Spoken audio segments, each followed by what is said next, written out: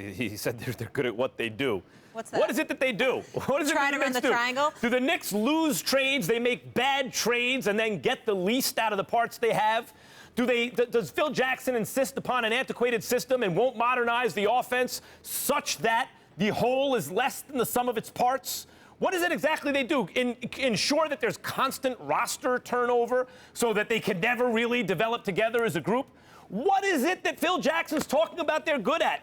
Alienate your best, highest paid star player so you devalue his value on the market so you will get less for him as usual in a trade than you would otherwise have gotten, where really you should be talking him up? What is it that they do exactly? Inhibit a unicorn falls in their lap, Kristaps Porzingis, and they inhibit his progress because they don't have him playing the right way in the right kind of system, and then alienate him. He skips his exit interview. So, if that's what they do, and Phil Jackson's talking about what I just said, then yeah, they are good at that, and they'll probably continue to do it, Stephen A.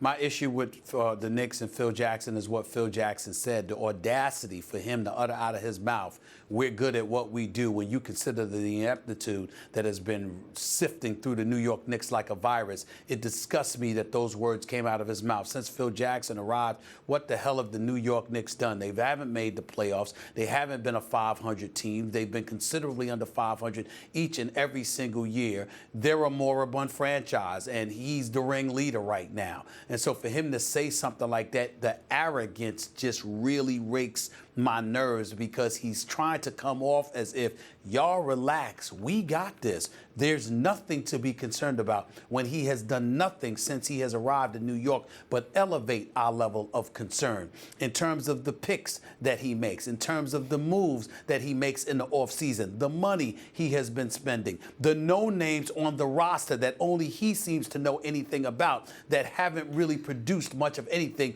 and most importantly, his flagrant, open, public displays of disrespect towards his star player in Carmelo Anthony. This is the individual that is telling us, relax, don't worry about it. We're good at what we do. It's about where we expect it to be. No problem whatsoever. Where everything about him says we should have a problem with him. This is the issue. I'm very disgusted. Know what else? Know what else? The one thing the Knicks have going for them. You really look at that team. What do they really have going for them? Kristaps Porzingis, an early 20s, hopeful future superstar. And how did they get him? They got him because their draft pick got worse than it was supposed to be. They were most likely to pick second. They wound up picking fourth.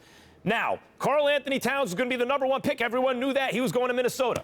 After that, it was D'Angelo Russell, Jahlil Okafor, and Kristaps Porzingis. The correct choice was Kristaps Porzingis, and the only reason the Knicks got him is because the Lakers and the Sixers snapped up D'Angelo Russell and Okafor, so Porzingis fell into their laps. Had they chosen second or third, it is almost a certainty the Knicks would have passed on Kristaps Porzingis, of course. In fact, their draft stock getting worse here, it going from 7 to 8 may help them, because since Phil Jackson makes such bad decisions, the player he would have taken is probably going to be worse than the player he winds up getting.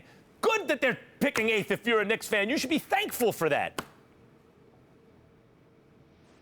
I have nothing to add. It's the New York Knicks, y'all. I'm so done. I am depressed. And, as I said, Max has no sympathy, no empathy. He calls himself a native New Yorker. He's on this show debating me, and he doesn't even take the time to really look at my face and say, every word that you're saying about the New York Knicks is just serving to depress me. He goes home at 12 noon. I actually have to go on New York radio and nationwide radio and talk about this damn franchise because of what Phil Jackson said. I get it. No sympathy whatsoever. Well, you know what I see the sadness in your eyes. You know what I did when I was doing New York radio, and the Knicks, as usual, were in this position? We adopted the Cavs. We said, let's choose a team that we can adopt as our own. We called them the New York Cavs of Cleveland. That's we used to awful. have Mike Brown on to interview him as the coach of the home team. Why not?